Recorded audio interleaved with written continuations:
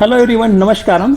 जब हम veterinary field की बात करते हैं तो बहुत सारे लोग ऐसे हैं जिनको लगता है कि वेटनरी फील्ड फीमेल्स के लिए नहीं है, क्योंकि बहुत सारे लोगों का मानना है कि वेटनरी मीन्स गाय, गोबर, गंदगी, और लोग ये सोचते हैं कि इनमें बहुत बड़े बड़े एनिमल्स को हैंडल करना पड़ता है, गोबर में हाथ डालना पड़ता है, बहुत ही गंदा रहता है और बहुत दूर दूर जाना पड़ता है, बड़े बड़े एनिमल्स को इसमें हैंडल करना पड़ता है। लेकिन यहाँ सोचने वाली बात ये कि ये जो फैक्ट है, ये जो मानना है, वो कितना सही है। तो फ्रेंड्स, इसी के बारे में बात करने के लिए आज हमारे साथ हैं डॉक्टर वर्षा।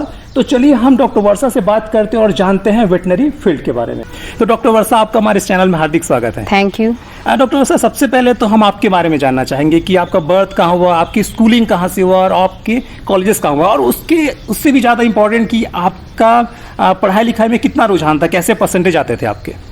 मैं आप सभी को ये बताना चाहूँगी कि मैं एक छोटे से कस्बे जो कि रायपुर से महज 27 किलोमीटर की दूरी पर है, वहाँ अभनपुर जैसा एक गांव है जहाँ पर ही मेरा जन्मभूमि है, और मैं वहीं के ही एक छोटे स्कूल अभनपुर कॉन्वेंट स्कूल में मेरी पढ़ाई की पहली शुरुआत हुई। वहाँ मैंने क्लास 1 से क्लास 6 तक के इंग्लिश मीडियम माध्यम में पढ़ाई की। उसके बाद सरस्वती शिशु मंदिर जो कि हिंदी मीडियम था, उसमें मेरा दाखिला करवा दिया। फिर मैंने सरस्वती शिशु मंदिर में कक्षा 7 से लेकर के कक्षा 10वीं तक की पढ़ाई वहाँ अपनी पूर्ण की। उसके बाद फिर मेरी सिस्टर का जॉब लगा गरियाबंद, तो मुझे अभनपुर को छोड़ करके गरियाबंद में जाना पड़ा।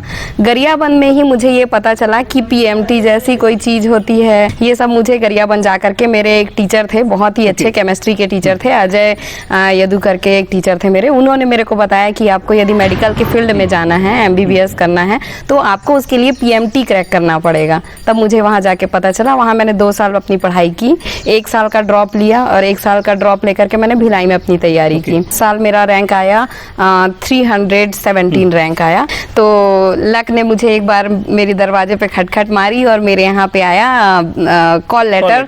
अब उस काउंसलिंग में जाने के बाद पता चला कि वहाँ रैंक पे टॉप 2nd गर्ल्स रैंक पे मेरा रैंक आ लग गया। तो मैंने फिर जोरा वेटनरी कॉलेज में फिर जैसे तैसे करके एडमिशन अपना काउंसलिंग के दिन ही अपना एडमिशन करवा लिया। और फिर मैं फर्स्ट ईयर में तैयारी चूंकि कर रही थी, पर मुझे वेटनरी प्रोफेशन से लव हो गया उस 1 साल में। तो मैं उस 1 साल के बाद मैंने ये कभी वापस सोचा ही नहीं कि मुझे PMT और दिला देना चाहिए या कि मुझे इस फील्ड को छोड़ करके दूसरे फील्ड की ओर जाना चाहिए। चूँकि मैं बचपने से एनिमल लवर थी ही, मेरे यहाँ बचपने से ही कैटल था, डॉग था, फिर बर्ड्स थे और रैबिट था। तो मेरा एक तरीके का बोल सकते हैं आप कि मेरा एनिमल के प्रति रुझान था ही। तो वेटनरी प्रोफेशन मुझे उन एनिमल्स का केयर करने के लिए सिखाया कि वो जो बोल नहीं सकते उनको आपको कैसे केयर करना है, कैसे उनकी ट्रीटमेंट करनी है, ये चीज़ वो मुझे वहाँ सीखने को मिल रहा था। तो उस 1 साल में मेरा मन बदल गया कि नहीं, अब मुझे मेडिकल फील्ड में नहीं जाना है, मुझे वेटनरी में ही रहना है। और इस तरीके से मैंने वेटनरी को ही अपना होल सोल प्रोफेशन मान करके मैं वहीं पर ही रुक गई। उसके बाद मैंने अपनी कॉलेजिंग की, PG का एंट्रेंस दिलाया और बाय फॉर्चुनेट मेरा उसमें बहुत अच्छा रैंक आया, 37 रैंक आया और मैं नेशनल यूनिवर्सिटी में मुझे जाने का मौका मिला। मैं वहाँ से निकली और सीधा पहुँच गई हरियाणा करनाल में मैंने national dairy research institute NDRI में अपनी PG की degree animal genetics and breeding में कंप्लीट की। PhD एंट्रेंस भी दे दिया। और लक इतनी अच्छी थी कि फर्स्ट रैंक लाया था नेशनल डेयरी रिसर्च इंस्टीट्यूट पे, 4th रैंक लाया था मैंने IVRI में। चूंकि मैंने NDRI में अपनी PG की, तो मुझे लगा कि अब PhD के लिए दूसरा नेशनल यूनिवर्सिटी को भी देख लेना चाहिए। तो मैंने NDRI छोड़ करके IVRI को ज्वाइन किया for PhD and I did PhD for 6 month. Then this post, हाँ, वेटनरी असिस्टेंट सर्जन, इसकी मेरी पोस्टिंग प्लेस आ गई।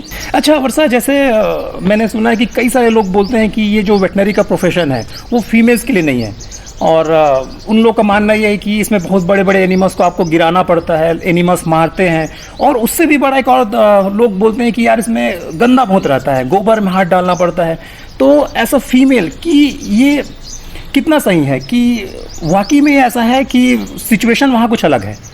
नहीं, मेरा मानना तो नहीं है। देखिए, हम एक हिंदू संस्कृति को बोलना चाहिए, भारत एक ऐसा देश है जो हिंदू प्राधान्य देश है, ऐसा बोल सकते हैं। वैसे तो सर्व धर्म वाले, लेकिन हिंदू लोग ज़्यादा हैं। तो हमारे हिंदू धर्म में ये मान्यता है कि गौ में 1008 देवी देवताओं का वास होता है। तो उनका तो बोलना चाहिए शरीर के एक भी अंग जो होते हैं वो व्यर्थ नहीं जाता है। और उसमें एक गोबर भी है। गोबर से ना जाने कितने सारी बीमारियों का इलाज किया जाता है। गौमूत्र को आज के डेट में लोग सुबेरे सवेरे पीते हैं कि उससे डाइजेस्टिव सिस्टम बहुत अच्छा होता है, डायबिटीज के लिए बहुत अच्छा है। तो ये सारी चीजें हैं। तो आप किसी तरीके से गौ की किसी चीज को आप बुरा नहीं बोल सकते हैं। अब उसी तरीके से आप यदि ह्यूमन फील्ड को जाएंगे तो ह्यूमन फील्ड में आप यदि उस तरीके की चीजों को देखेंगे तो आपको हो सकता है कि घृणा आए, वहां भी वैसे ही लग सकता है, वहां आपको घृणा आ सकता है। पर गाय के गोबर में घृणा वाली चीज नहीं है, क्योंकि उसका हम लोग यूज करते हैं, कंडे के रूप में यूज करते हैं, उसी का ही वर्मी कंपोस्ट बना करके मतलब खेतों में उपयोग कर रहे हैं। जहां से हमको अन्न मिल रहा है, जिस चीज को हम खा रहे हैं, हम उसी में उस चीज को डाल रहे हैं। तो हम उससे कैसे बुरा बोल सकते हैं? हम उसको कैसे बोल सकते हैं कि गोबर है, छी, हम इस पे हाथ नहीं डाल सकते? तो मैंने ऐसा तो कभी नहीं सोचा और ना ही कभी, क्योंकि मैं बचपने से गाय, गोबर और खेत ये सब कुछ मेरा देखा हुआ था। तो मेरे लिए कभी भी ये घृणित नहीं था और मुझे हमेशा से ये अच्छा लगता था।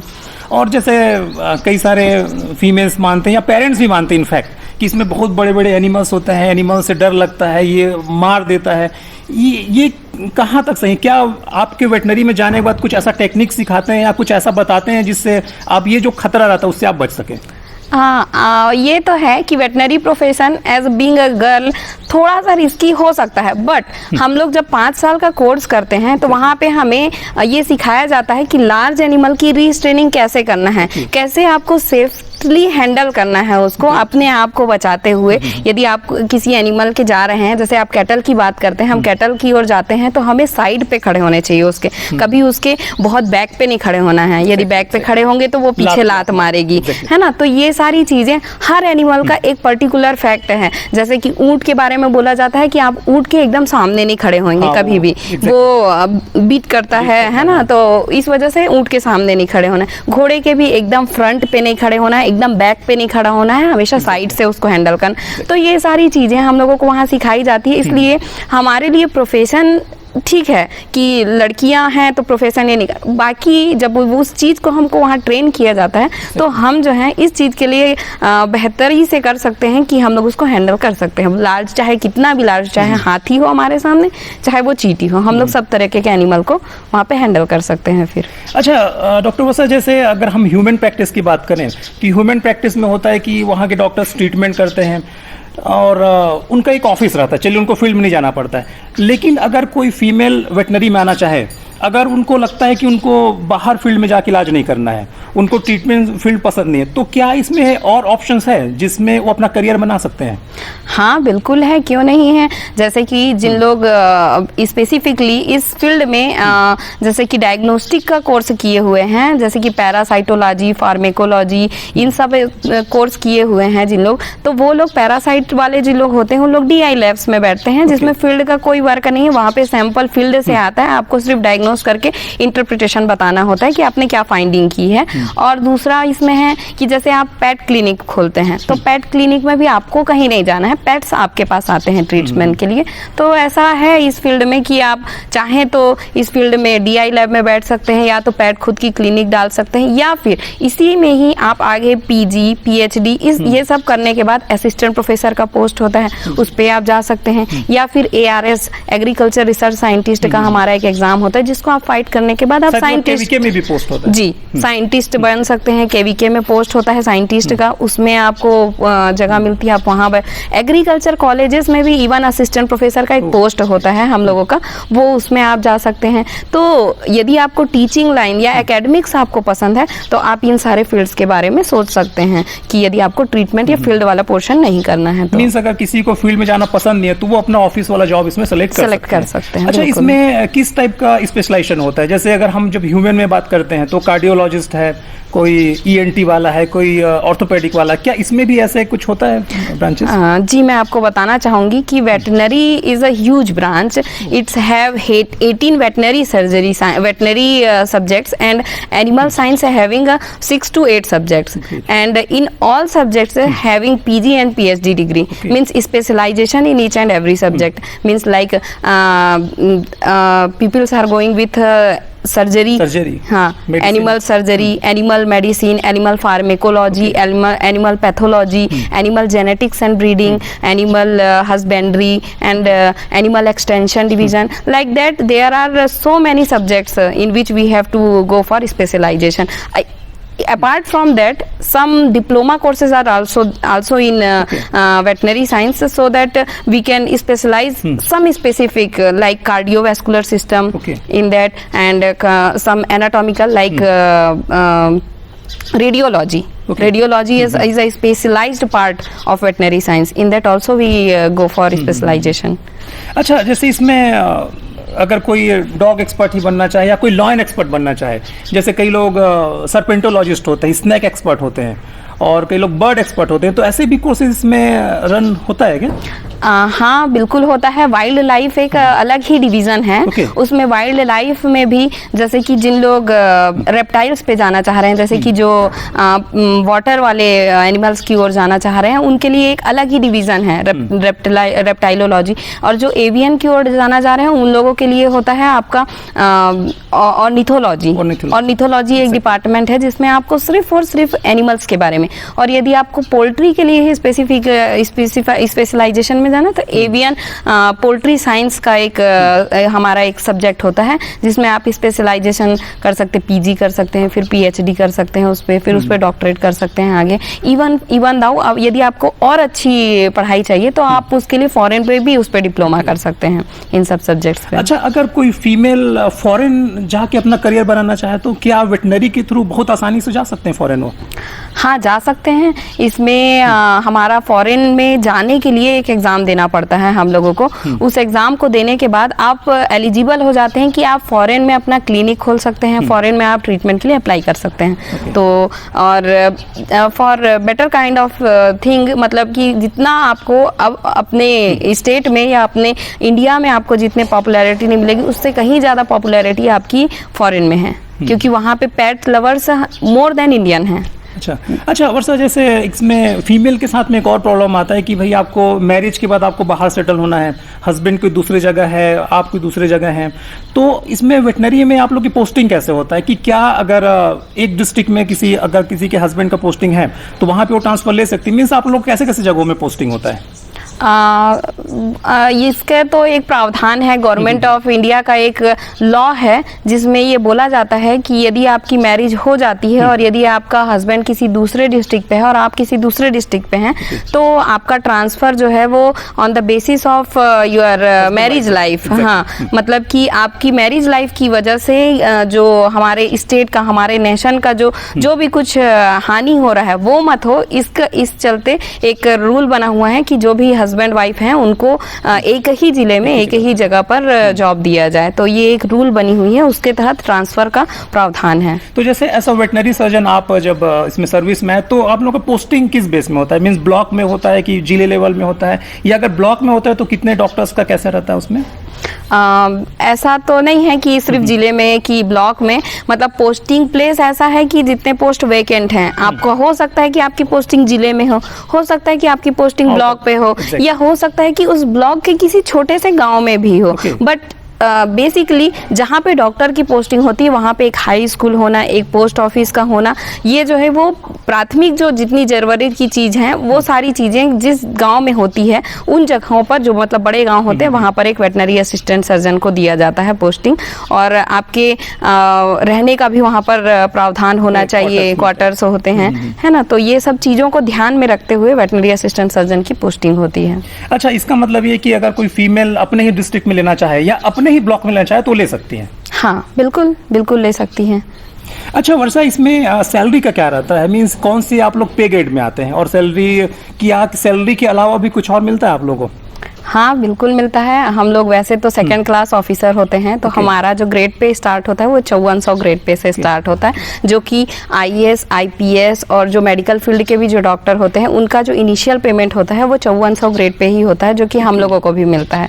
इस शुरुआत हमारी वहीं से होती है. फिर उसके बाद फिर इंक्रीमेंट होने के बाद सभी का अलग अलग तरीके से इंक्रीमेंट होता है, और इसमें हम लोगों को साथ में HRA मतलब हाउस रेंट अलावेंसेस हैं वो मिलता है साथ में. और ट्रैवलिंग अलावेंसेस मिलता है। जिसके अच्छा लिए- वर्षा, इसमें जैसे ह्यूमन का होता है कि अगर गवर्नमेंट जॉब में है तो भी वो प्राइवेट प्रैक्टिस करते हैं, तो क्या वेटनरी में भी ऐसा है कि ऐसा गवर्नमेंट जॉब में रह के आप प्रैक्टिस कर सकते हैं? हाँ, बिल्कुल कर सकते हैं। ऐसा कोई इसमें बाउंडेशन नहीं है कि आप यदि गवर्नमेंट सेक्टर में है तो आप अपनी प्राइवेट प्रैक्टिस नहीं कर सकते हैं, क्योंकि हम लोगों को चूंकि एनपीए अभी तक के लागू नहीं हुआ है, नॉन प्रैक्टिसिंग अलावेंसेस जो है वो, तो हम गवर्नमेंट सेक्टर में रहते हुए गवर्नमेंट के वर्क शेड्यूल के अपार्ट उस वर्क शेड्यूल को हानि नहीं पहुंचाते हुए या उसको किसी प्रकार का कोई उसमें शॉर्टेज नहीं करते हुए यदि हम प्राइवेट प्रैक्टिस करते हैं तो उसके लिए गवर्नमेंट बिल्कुल हमको अलाउ करती है कि हम कर सकते हैं। और इसमें अगर कोई फीमेल बिंग वेट, अगर उनको लगता है कि मुझे गवर्नमेंट जॉब नहीं करना है या मुझे ट्रीटमेंट नहीं करना है, तो क्या इसमें बिजनेस प्रोस्पेक्ट कुछ है? अगर वो एक बिजनेसमैन बनना चाहे तो वेटनरी के थ्रू कैसे कैसे बिजनेस में जा सकते हैं? वो खुद का बिजनेस स्टार्ट करना चाहे तो डेयरी डाल सकता है। फिर इंटीग्रेटेड फार्मिंग होता है, जैसे कि उसमें आप हम करते हैं, जैसे डेयरी के साथ में फिशरी, पोल्ट्री, इस सब चीज को लेकर के हम लोग एक इंटीग्रेटेड फार्मिंग का करते हैं प्लान। यदि आपके पास लैंड है तो आप इस तरीके की प्लानिंग कर सकते हैं कि आपकी फीस का एक पॉन्ड हो, उसके ऊपर आप हो सके तो डक का एक सेट बना दें और उसके बगल में ही आप पोल्ट्री का छोटा सा सेट डाल दें और आप वहीं पर ही आप लार्ज एनिमल जैसे कि कैटल हो गया या फिर आप सीप एंड गोट को रख सकते हैं। अच्छा, बस एक लास्ट क्वेश्चन और कि एज अ फीमेल आप फीमेल्स के लिए क्या बोलना चाहेंगे कि अगर वो चाहे तो क्या इस फील्ड में रियल में आ सकते हैं? हाँ, एज अ फीमेल वेटनेरियन मैं ये सजेस्ट करूंगी कि फीमेल के लिए बहुत ही अच्छा प्लेटफॉर्म है अपने आप को साबित करने के लिए कि ये फील्ड सिर्फ मेल्स के लिए नहीं बना है, फीमेल्स भी इसको बहुत अच्छे तरीके से कर सकती हैं। As a dog lover, as a pet clinician आप बहुत अच्छा पेट शॉप चला सकते हैं, इसमें पेट्स की ट्रीटमेंट कर सकते हैं। फिर लार्ज एनिमल में तो फिर अपॉर्चुनिटी है ही, लार्ज एनिमल के लिए अभी तो ऐसा है कि डॉक्टर ही नहीं है, तो एज अ फीमेल वेटनेरियन आप लार्ज एनिमल में भी प्रैक्टिस बहुत अच्छी तरीके से कर सकते हैं। बहुत ज़्यादा सपोर्ट है इसमें, बहुत जितने भी ओनर्स होते हैं उनका भी हमको सपोर्ट मिलता है यदि हम लार्ज एनिमल का ट्रीटमेंट करने के लिए जाते हैं तो बिल्कुल बहुत अच्छा प्रोफेशन है मेरे हिसाब से। तो कर सकती हैं लड़कियां और सैलरी भी अच्छी है, नो डाउट। तो बिल्कुल बहुत अच्छा प्रोफेशन है वेटनरी। फ्रेंड्स, ये तो रही बात डिटेल में डॉक्टर वर्षा से, और ये वीडियो आपको कैसा लगा प्लीज नीचे में कमेंट करके जरूर बताएं ताकि हम ऐसे अच्छे वीडियोस आपके लिए डाल सकें। Thank you and best of luck. Thank you so much.